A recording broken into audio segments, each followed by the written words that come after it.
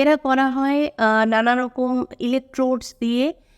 এইখানে ইলেকট্রোডস দেওয়া হয়, কানের পিছনে ইলেকট্রোডস দেওয়া হয়, প্লাস কানের ভেতরে প্রোব ঢুকিয়ে নানা রকম ক্লিকস দেওয়া হয়, টোনস দেওয়া হয়, যেটা কি কানেক্টেড থাকে কম্পিউটারের সাথে আর মেশিনের সাথে।